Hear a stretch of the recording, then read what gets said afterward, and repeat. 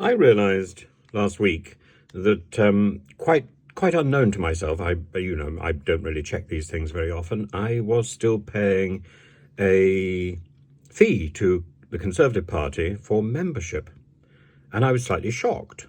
So I tried to stop it, and it didn't seem to work. And I tried calling Conservative Central Office, which was the number I was supposed to call. They never called back.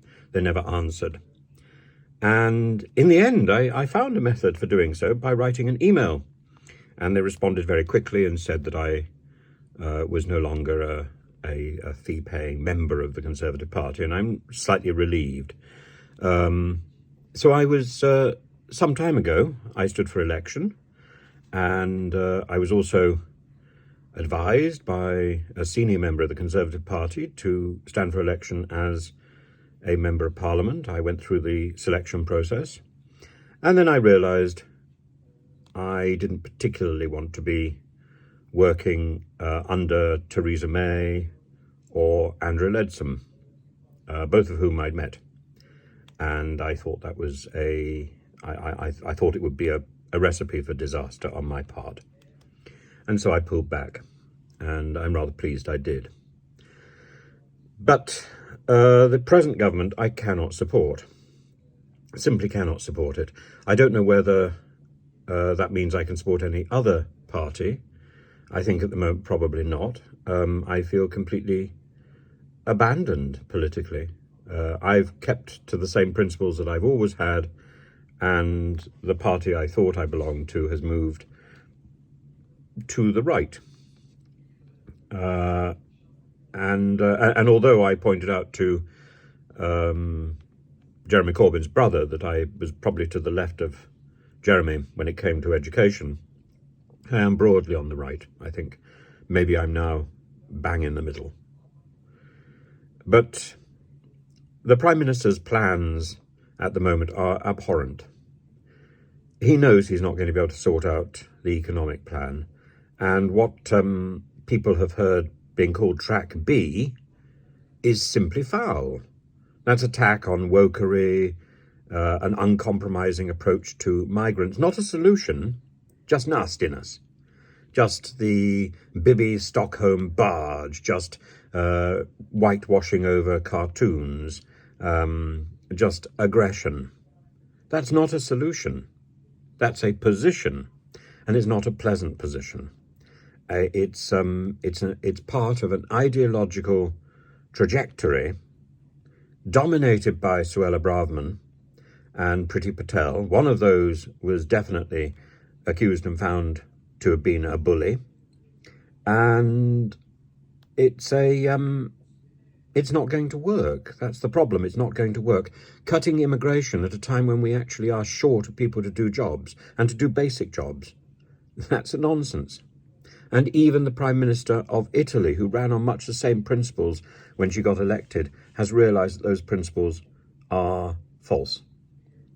We need people from other countries. We need them desperately, and we need to reform and revive our flagging society. We are in danger of being left behind in the European continent, just left behind.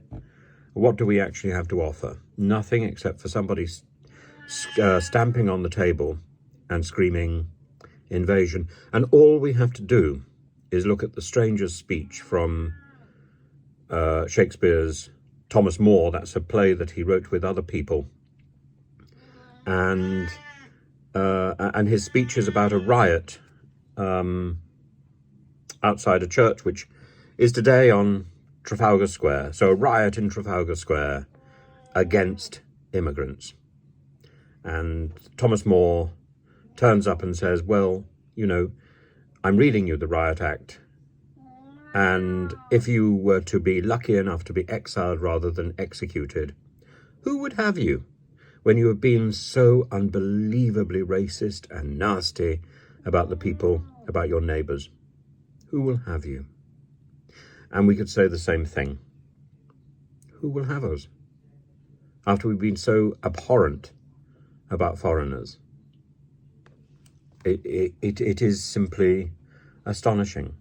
And just as Parliament was closing, Robert Jenrick claimed that he was going to talk to Turkey about setting up a parallel scheme to the one that has been set up in Albania. Well, the one set up in Albania was set up with Albania's encouragement and wasn't quite what Albania wanted. There is no encouragement to set up such a scheme in Turkey, none at all, and it won't work.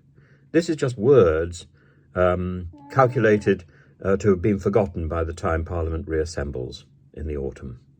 It's generic, it's just hot air. And I spoke to some Turkish journalists last week.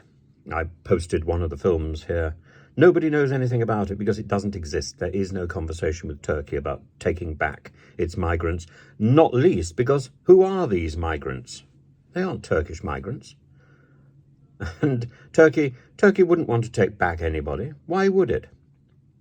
This is nonsense, and it's more of the same anti-migrant rhetoric, which Rishi Sunak, I think, has fallen into thinking will either win the next election for him or will ensure that the Conservative Party survives.